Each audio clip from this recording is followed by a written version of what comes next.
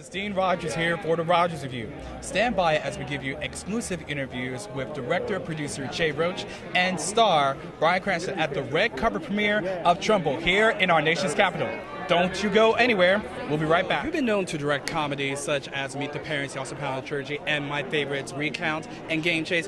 Why did you choose this project? I fell in love with this guy. Trumbo was a great writer, and that was his superpower, and he ended up, even though blacklisted and persecuted and put in jail, he wins 2 Academy Awards for The Brave One and Roman Holiday, and then writes Spartacus. And the guy was amazing, actually. So I fell in love with him. I fell in love with the other characters. The character John Goodman plays, Frank King, is one of my favorites. This schlocky producer becomes an accidental hero. Kirk Douglas, Otto Preminger, who both helped break the blacklist there. And Helen Mirren, who plays Hedda Hopper. An unbelievable cast is why we all kept really excited about making it. How do you feel the real Trumbo would feel about you making a film about and being him? How do you think he would feel about this film? He was a raconteur. He was a very flamboyant, dramatic guy. He would have loved to have been on this red carpet to be able to espouse his beliefs and his thoughts and feelings from a wide variety of topics, social issues, political issues.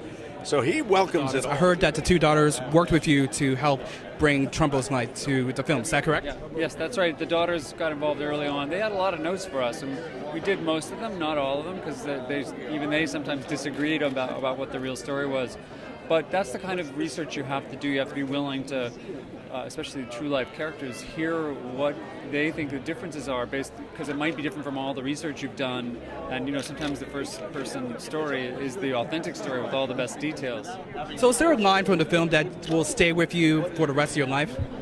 Well, let's see. One of my favorite lines is a line Trumbo says to John Wayne when John Wayne's accusing him of having bad politics, and he says, "We all have the right to be wrong," and that's what the Constitution protects. Unless you are actually trying to overthrow the country, which these men were not. They were definitely not.